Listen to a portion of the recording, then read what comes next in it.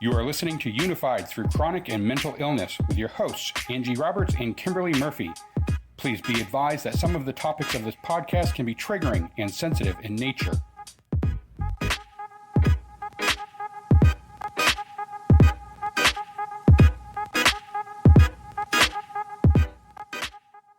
Hey everybody, welcome to Unified. My name is Kimberly, and this episode is about 10 things you wish your family and friends knew about chronic and mental illness.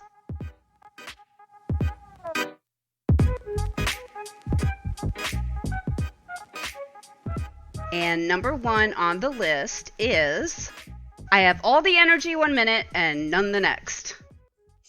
Oh my gosh, yes. Right? I'm sure we could talk about this all day long, but People do not understand this at all. It's hard to understand. I think before I understood it, I didn't was like, what is wrong with you? You just had all the energy. And now what's going on? But yeah, I was on a date in Detroit one night and we were walking downtown and it was nice and he really didn't know that I had chronic illness yet and stuff, so I hadn't explained much to him. And we were walking on, let's see, it's the Detroit River Walk, so it can be quite a ways. And I just lost like every bit of energy I had. And it was so far to the car that it wasn't even funny. oh Oh no. my gosh.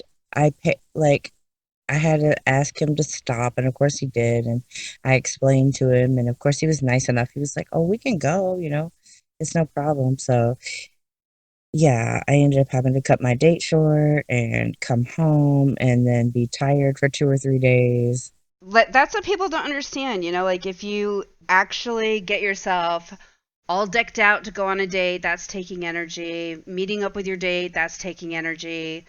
And then by the time you get there, you're already kind of tired. And so whatever's, Right. so like whatever you have planned, you're like, am I going to be able to get through this and still be good company to this person? you know, like if me and my husband go anywhere, like I'm always worried that I'm just going to be a bummer because by the time we do stuff, luckily he gets it because he's been married to me for so long. But I could imagine on a date, it's a little nerve wracking because you're like, is this guy going to just bail on me after this or not? You know? It really is. He didn't, by the way. He didn't. So that was Ah, nice. that is Yeah. nice because some of them do. They're like, okay, what is wrong with you? And number two is a good one, brain fog. Okay, so I have a couple things to say about this. I'll keep the first one short. When I went back to school, college the second time, it was really hard for me because I was used to being a straight A student and having things be pretty easy for me, being a quick learner. The second time I went, I was in the process of being diagnosed.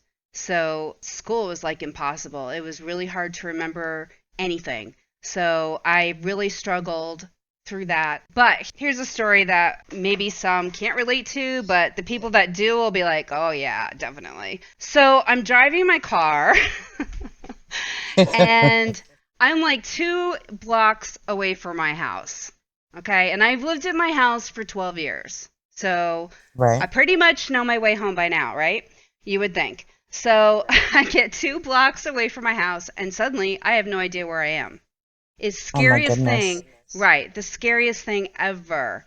And so, I called and I figured out where to go and everything. But I talked to my doctor after that, and he said there are a lot of lupus patients, and there's probably other patients too. Anybody with brain fog might have this happen to them, but there's a lot of lupus patients, especially who, he said one of his patients went to the grocery store and couldn't find her way home, and it's the grocery store she had gone to all her life, and suddenly she just didn't know where she was.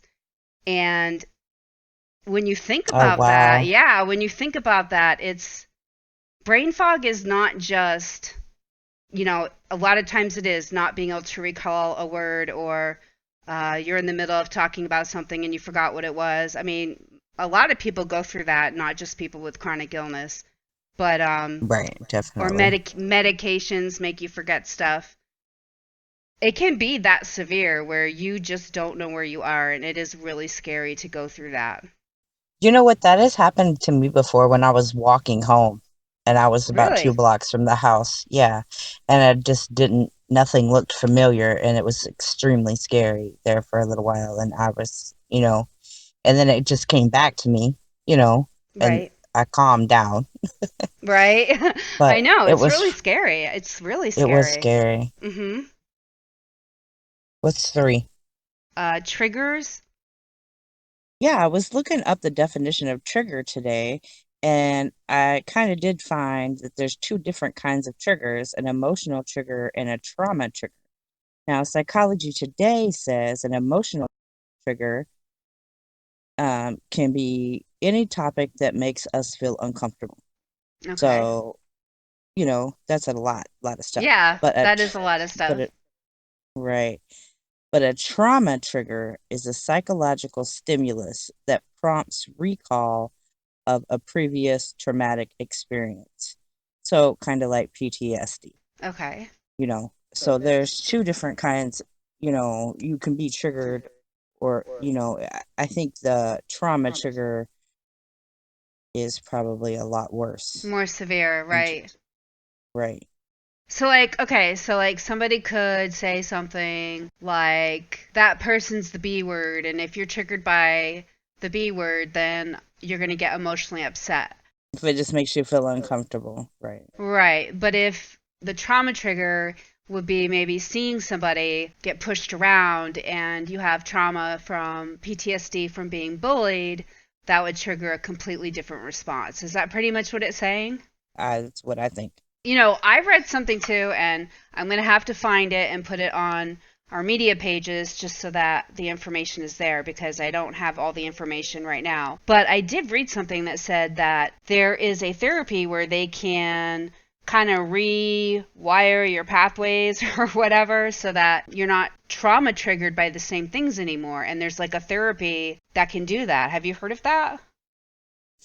I've heard of that, but I can't remember the name of it because I was actually looking for a therapist to do it with. So we're going to have to look that up because what that implies to me is that obviously PTSD is bringing up memory. So if they can reroute the memory or if they can reroute what that trigger brings up for you, they can maybe cure it, which would be amazing for so many people. I kind of have a story on the trauma trigger side. So microfiber sheets are they trauma me. They trauma me. No, they trigger me because my ex-boyfriend beat me up and we slept on those sheets that night. They were new and we slept on microfiber. They were cheap microfiber, but we slept on them.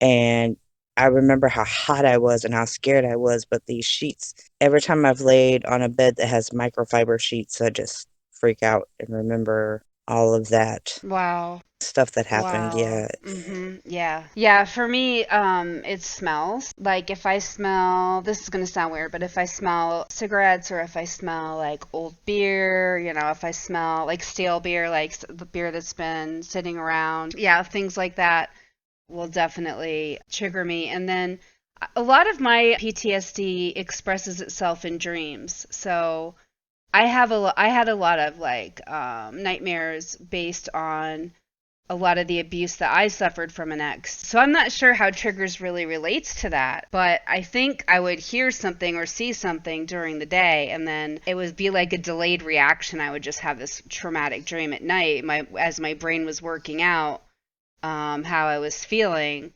which makes it so much harder because you have no idea what it was. But music too, like certain songs. Do you have that with music? Like where it's yes, connected to certain definitely. things that's happened to you. Yeah, that's a big one for me Yeah. too. Like, there's some music I just can't even listen to. Yeah, I had one of those issues this morning. I heard a song and it reminded me of a couple of people that had passed. So I was having Yeah, it was kind of a bummer to yeah, hear that yeah. song, even though I like the song. So Yeah, I mean, some of the songs that I've heard, they bring me back to like places that were pretty bad and what was going on at the time and the people that I was with and like maybe a really bad night where we had a huge fight, or, just things like that. I wish I could be more specific, and I'm sure later in the podcast I will be. I know that people who have like PTSD or CPTSD can relate to, it's usually sensory. It's usually like something that you feel or smell or hear. That's why they said a psychological stimulus. So it's something that stimulates your brain to recall the previous traumatic experience. Our brains are so complex. I wonder if that's why, like, certain therapies where they do exposure therapy, they're trying to, like, use those triggers over and over again to the point where the old memory is covered up by something new. Right, or it's just to get you used to that kind of, like if it's heights, you keep going up high, you keep going up high Until it no until you're longer just bothers used to, you. Yeah. right, so you're used to going up high and then it doesn't bother you anymore. Which is an interesting thought. I don't think it would work for me, but. Mine is snakes. One of mine is snakes, and I'm not getting put in with a bunch of snakes. Although phobias and triggers are completely different. That is true. I wonder how exposure with triggers would work, because you literally would have to have so many experiences with that same stimulus, right? That it overpowers the memory that you had before. And the whole idea with PTSD is that that just isn't going to happen. So, Right. yeah. So I don't know if I believe. It's made like a repetitive circle in your brain, and you just keep on going around and around and around and circling in it until you can get out. And sometimes that's really hard. A lot of people think that PTSD is just for soldiers, because a lot of soldiers do suffer from PTSD for obvious reasons. Oh, definitely. It's really great that it's becoming more accepted that, there's a lot of abuse and a lot of trauma that happens to people even early in life. It could last them a lifetime. We never know what's going to trigger somebody, and we all need to be kind. Definitely, we need to be kind, right? Yeah. Okay, so that was kind of heavy, but the next one is why I have to cancel. Why I have to cancel. Your family and friends, you wish you knew why you have to cancel sometimes. Especially at the last minute. Yeah. And this happens to me a lot. And I think people tend to think, so I'm just going to say, I think people tend to think that sometimes it's used as an excuse. And I'm here to tell you that it's not, because the last thing we want to do is disappoint everybody on the planet that it wants to spend time with us, because really, when you get sick, you lose people. Right. Definitely. The first thing that you go through is loss. And so the people that do stick around, the last thing you want to do is put a wedge in your friendship or your relationship, so that you because there's that fear you're going to lose them too if you keep canceling. And I think it's a legitimate fear, because who wants to be canceled on all the time too, so it goes both ways. But for myself, I end up having to cancel a lot. I always think that I'm going to have tons of energy and I'm going to be good to go. And it seems like every time I make plans, something happens, and I just can't do it. I feel the same way. And I was babysitting for a friend for a long time. And sometimes I hated it because it would be last minute. Like that day, I would wake up and feel horrible. Like, how am I going to watch kids? Now I have my own kids, so I don't have a choice. But, but how am I going to watch kids? What am I going to do? And so I'd have to cancel at the last minute, and it can be very, embarrassing. It can kind of make you feel worthless. Like, I can't do anything you want to do. Yeah, Right. you want to be a dependable person, especially if you're babysitting. That's a situation where someone's, depending on you to be there. But even as a mom, I mean, there are so many things. Like, my youngest doesn't remember when I wasn't ill, and that hurts me, because I used to be, because I used to be really active with my older child. And so my youngest didn't get that mom. And when you're sick, I know you know how hard it is when you're a mom and you're sick, because you do feel a lot of guilt, because you want to be doing so much more with your children. They just want us to be there for them. So they don't see it as the same way that we do. But as moms, we want to do all these things, and we can't. We can't always do all the things we want to do. Take them for walks, take them to the park. Go outside and play. Yeah. I mean, just with lupus, like being out in the sun could put me in a full flare. And I know with many chronic illnesses, it doesn't, I mean, like with fibromyalgia or chronic fatigue syndrome, you could just be in the middle of the park and next thing you know, I mean, I imagine that's happened to you where you've been so tired. Yes, and try to explain that to a 2-year-old is like, whatever. Yeah, they don't, they don't understand why you got to go home now.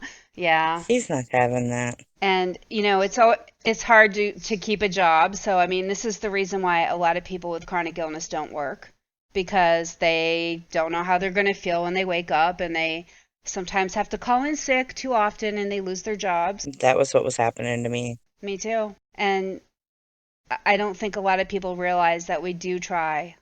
We want to be out in the world. We want to be doing things. This is not fun. You know? No, Have you had anybody say to you, wow, it must be nice to be able to stay home all day. I wish I could do that. I've had more than one somebody's. Right? Don't you I've just had love that plenty of one? people say that. I'm like, you take the check and all the pain, and I'll take your job. Exactly. And these are the same people that can't stay home for more than a couple weeks without going crazy. So imagine how we feel. Right, Like exactly. these people are ready to go back to work after, 2 weeks tops. They're like they're bored out of their minds. They don't know what to do with themselves. So, but yeah, I mean, I just want to say real quick too, like if you do have a friend that has chronic illness and they're sharing this with you, this podcast, please go easy on them, because if they are canceling on you, it's not because they want to. Many of us will push ourselves further than we can actually go. So if they're actually canceling on you, it's because they've already gone too far, and just try to be patient with them as much as possible. Definitely. It's so hard to cancel. We don't want to cancel. We don't want to not have fun. We don't want to sit at home. We don't want to do all those things that people think that we want to do. Exactly. And so the next one's anxiety, and I know you have a lot of knowledge on this one. So what do you got for us, Angie? All right, anxiety. The Mayo Clinic says the symptoms for anxiety are, there's plenty of those: feeling nervous, restless, or tense, a sense of impending danger, panic, or doom, increased heart rate, increased breathing or breathing rapidly, sweating, trembling, feeling weak or tired, trouble concentrating, trouble sleeping, gastrointestinal gastrointestinal problems. That's a mouthful. Or Right? digestive It is. issues. Yeah. Digestive. There you go. Can't concentrate, or you can't control your worrying, Yeah, fixation on worry, and you try to avoid anything that causes anxiety. which when you're anxious could be a lot of things. Definitely. And my first experience with anxiety was when I was about 12 years old. It was when I was really young. My dad had a psychological break. The doctors say there's a short period of time that he doesn't remember what he did, and he was stalking my mom and I and things like that. And the anxiety that I felt was so great, and I was always scared. I was always looking, and it was just terrifying. I was terrified all the time. It made me feel just like I had went from having a safe place to not having a safe place. And I think that really, really threw me into a lot of anxiety. I can imagine. Oh my goodness. Not having a safe place when you're a child is that is what every this is what we strive for every child to have, that one safe place in the world, and if you don't even have that. I can relate to that because after I'd gotten out of my toxic relationship, I lived in a really small town, so everybody knew what was going on, and this person was basically every time he saw me was saying things that he knew would get under my skin. I would have panic attacks in public because I would just be so, like, I was on such high alert all the time. So I never had that, time to just relax. I was just constantly anxious. And so, like I said, I would have panic attacks in public. I always was worried that, like, I just had these, like, weird ideas that he would come in the middle of the night. But this is somebody who terrorized me, so even though that never did end up happening, I think he enjoyed the idea that I was scared because he would do little things to make me think I wasn't safe in my own house. So I can really relate to what you were saying about the feeling of being stalked by somebody Right. that you cared about and loved and trusted at one point. It's something that is really hard to explain if somebody hasn't been through it, but that fight or flight, you were like constantly in flight mode. You're constantly Right. revved. You're constantly ready to That's go. me, yeah. I'm definitely a flight person. As long as you don't get me into a corner, and then I might be a fight person. Right. So, Exactly. Me too. I was at the point where I was so ready to flight, I moved to Florida. So there you go. right, I said, I'm out of this state. I'm not staying. right. Very freeing. I was so happy after that. But yeah. Yep. That's good. So Yeah. it's good that the move helped you. It did help. I still had to deal with the PTSD, of course. Still do. But that's from many different things. But that was a main contributor. So, um, again, things I'm sure we'll get into later. But Right. yeah, I get it. I get what you're saying about that.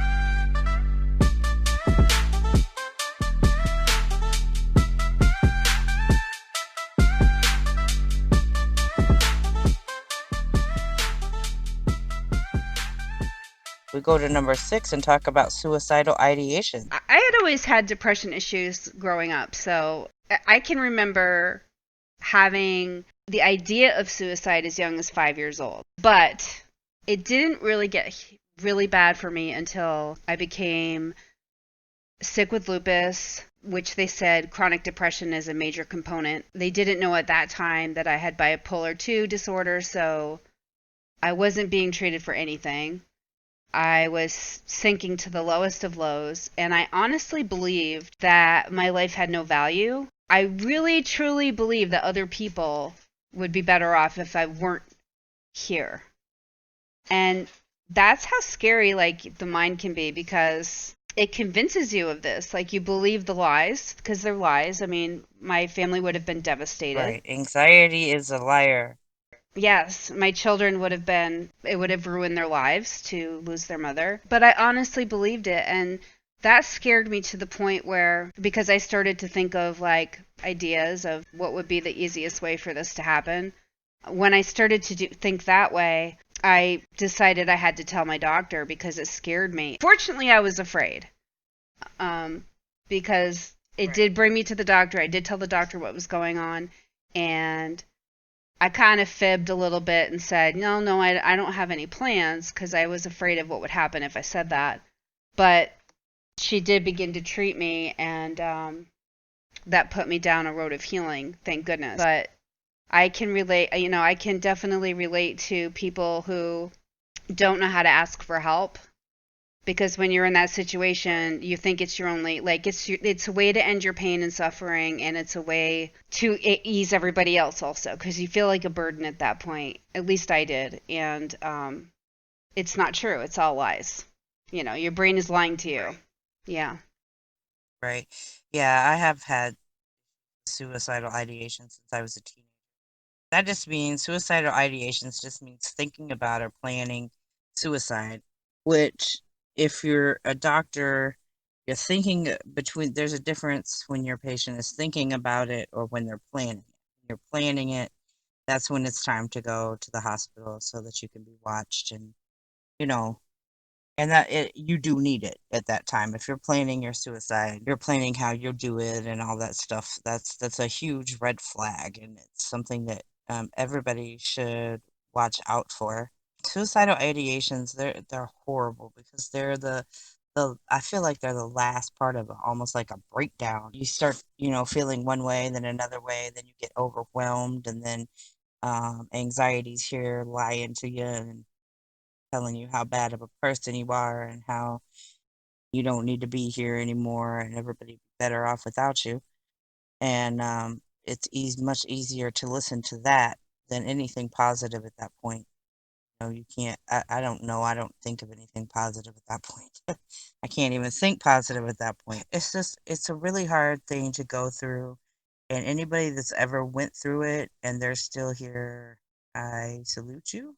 So glad you have made it through it and that you are here and you're still having those, please, please, please seek help. Even if you say that you're not planning the suicide, just seek help and get your help. Because there is help. There is help. There really is. It's hard to imagine it when you're going through it. You think help isn't really going to be, it's not going to do much, but it really does. It makes me so sad that there's still people suffering like that when they don't need to. Yes, me too. I hate that anybody suffers or anybody has to feel alone. I hate it when people feel alone. Yeah, and like with depression, what is the first thing people with depression want to do? They want to isolate. Really, it is, yeah. Yeah, so I mean, here you are going through this and you need people, and yet that's the last thing you want to do is talk to people. So Right. it's a really bad situation, and I think we all, like, if I wish I had told people sooner that I was feeling that way so that I would have someone to look out for my signs, which we're going to be talking about in another podcast, but I just wish that I had told somebody, because I mean, a lot of my friends didn't know. A lot of the people in my support group didn't even know I was feeling like that. So, and then you're like, nobody's looking out for me. So, Well, then there's people that within you decide, okay, I'm going to reach out to so and so, and then they don't believe you or whatever, and then it makes it just worse. And you know what I mean? Or they just don't say anything.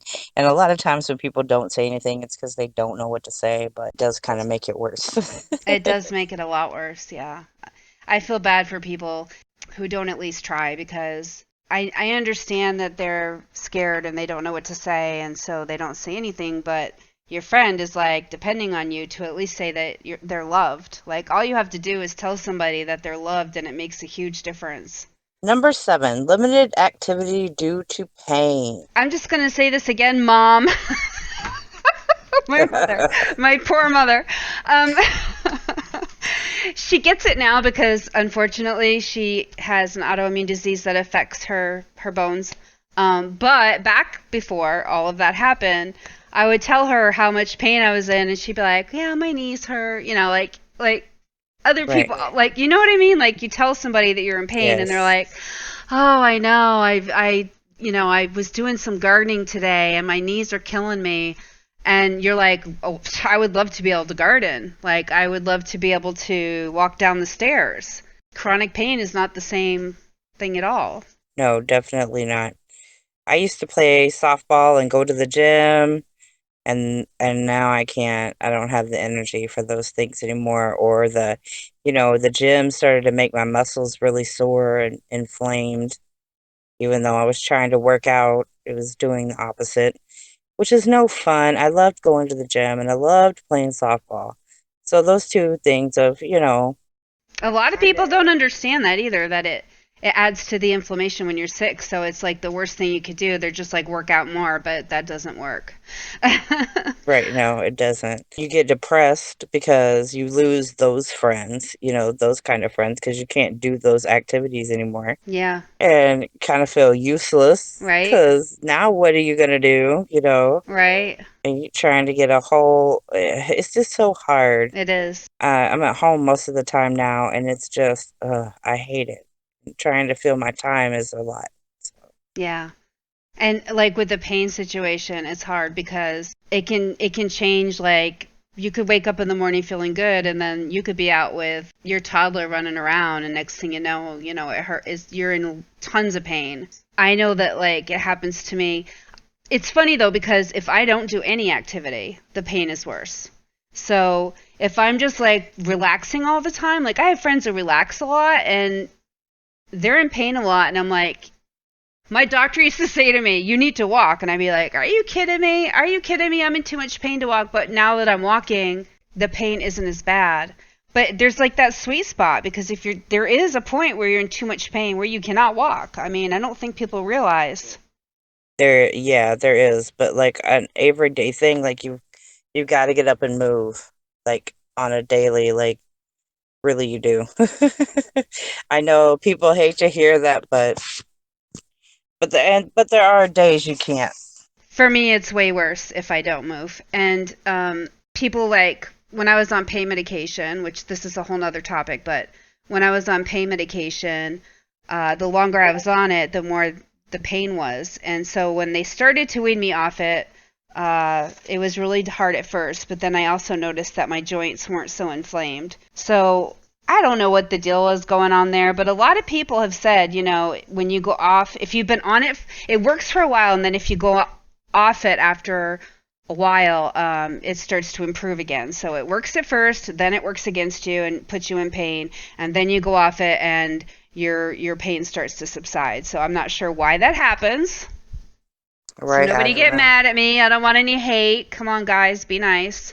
But Maybe your body getting used to it, I don't know. I don't know what it is, but it worked for me an too. adjustment period. Yeah, and I was so upset with my doctor saying, well, if you just go off your pain meds and move, you're going to feel better, because I couldn't imagine that. But it did work after some time of being on the medications to keep my inflammation down. So Okay, that's good. that's just a long-winded way of me saying if you move, you will feel better. You gotta move. But yeah, it's not the same as normal pain, guys. Trust us. I wish there was a way to explain it. Don't you wish? I really wish. I do. It's just, I always say just take normal pain at times about 4. That's what my neurologist told me. So, That's good. Can we get that in writing? Can he send it to everyone so that we all have that? in the world. Send it to everybody in the world, please, doctor. We want it in writing so that we can show it to people who don't believe us. Yes. He Yeah. probably would have. So the next one is the aftermath of highs, which is also mania, and so I do have experience with this because for a long time I was undiagnosed bipolar 2. You know, looking back on my life, I can totally see it. I can totally see it Right. because there were times when I would just have like these large amounts of bravery, I guess I want to say. Didn't think anything bad would happen, would take many, many risks. It's amazing I'm still alive to talk about some of this stuff because I have put myself in really dangerous situations in the past. So it was there, you know, in my past. But recently, it expressed itself financially, unfortunately. They do say that, you know, a lot of people with bipolar disorder will, you know, it could come out in finances or taking risks or, you know, they might be overly sexual. They may start to do substance abuse with addictions and things like that. So for me, shopping became like this huge thing. And of course, while I'm spending all this money, overspending, I'm rationalizing it in a way where I'm like, I'll just take on this job and I'm going to be able to pay for it. And it's, you know, instead of waiting for the job like most people would and getting paid and then spending the money, I'm spending the money because there's no way in the world anything bad is going to happen to me. It's going to be fine. I'm going to take care of it. Right. Next thing you know, we're in so much debt that we have to get debt counselors to help us figure out how to get back on track, which we did. But I was so humiliated and I felt like such a burden to my family again. I felt like my husband could do so much better than me because what woman does this to this person that's supporting you financially while you're going through all of these illnesses? I mean, I can't even tell you, like, my heart is hurting as I even say this, because I have one of the best husbands on the planet. I really do. He is so supportive and never even got angry at me when this happened. Just made me feel so, like, how could I have done this to this person who loves me so much, you know? Like, Made it even seriously. worse, right? You're just like, you're not even mad at me. Yeah, you're not even like, please be mad at me, like scream at me, do something. But it didn't matter because I beat myself up enough for real. And I went to talk to somebody about it, and with a very heavy heart and chest, I say even now that he did diagnose me and he did put me on the proper medications, and I see it all clearly now. Like, I didn't see it clearly at the time, but I see it now. Yeah, it's the worst when you're and it's funny too because anyone who's had any sort of manic episodes at all, whether it's hypomanic or full mania, most people who get treated, the first thing we're afraid of is losing that happiness. Because to us, that high is like happiness. You feel really great. You feel like you can do anything. And I didn't get like the anger that some people get. I didn't get like that. I just felt really great. And I didn't need to sleep as much, and like all these things, like especially when you have lupus, it's like, oh, I feel great now, finally. Like I can deal with the pain. So that's the first thing that you are afraid of losing, and that's why a lot of people who are bipolar don't want to take their medication. But on the flip side of that, you also know how far you're going to drop when it's over, and it's horrible. And I think we just all need to remember, those of us who are going through this, that the aftermath, we need to remember what we've done to other people and the damage we've done to ourselves, because the stuff that we do, and I don't care who you are, I know, I just know, because this is how it is with bipolar people especially. We think that everything we're doing at the time is great, but really it's incredibly destructive. So take those mood stabilizers, because the real you cannot be there when you're not treated. Sometimes after I have a breakdown with PTSD, I could be feeling pretty useless and crappy about myself because I may have said things. I usually say things that I don't mean, and it's not normal for me to say, and probably totally out of character too. So, and it's not an excuse. It's just what happens, and you have to apologize for those things. And it makes you feel, it does, it makes you feel horrible. Okay, so number 9. Not being able to go out like we used to. No more all day trips. No more working all day. No more limitlessness. Yeah. And it makes you feel You're isolated. limited, short. It really does. It really, really does. Like, even when I have a play date with my son and somebody else, it has to be a short play date because, an hour, hour and a half, or because I'm exhausted afterwards. That's all I can take. Mhm. Especially being a single mom, because I remember being a single mom, and that's a lonely endeavor anyways, because you just crave like adult companionship, and then add to that, everything else. I can just imagine how isolated that can feel. For myself, I felt the same way, like when my youngest was growing up and I couldn't do like all the parties and stuff at school, or the chaperoning. Like, of course, Mom, I want you to be the chaperone, and I couldn't do it. I wanted to do it, but the all day trips were too much. Like the amusement park all day, Universal Studios, are you kidding me? With all those kids, I can't do that. And you want me to keep up with all these people? No way. Talking about Universal Studios, number 10 is how an event can lay you out. Yes, one event can lay you out for days. I love to go to the zoo, and the last 2 years I've taken my son to the zoo. It's like, it's hot, there's not a lot of shade there, and it's a lot of walking, a whole lot of walking, and a whole lot of just physical stuff. The last 2 years, I did it, but I was down for probably like 2 or 3 days afterwards. With just fatigue and Like flaring, right? You would basically have a flare. yeah. Sometimes though, we know what it's going to happen, and we still do it anyway because we want to do that certain event. But we know the consequences. And sometimes you just have to plan that. You have to plan it like that. You have to plan a rest day before and a couple of rest days afterward, and that's how it goes. But it's so much different than people that don't have chronic pain or a chronic illness. Yeah, definitely pushing. Yeah, and the sun takes a lot out of a lot of us. So I find a Me, lot it of, does. yeah, me too. And so it's always good to try to plan those things at the end of the season when it's not so hot. Little things like Right. that can make a huge difference. But Yeah, I do that too. yeah. Like either in the spring or the fall, one or the other. Right. The mantra for the week is, you never knew how strong you were until you had to be.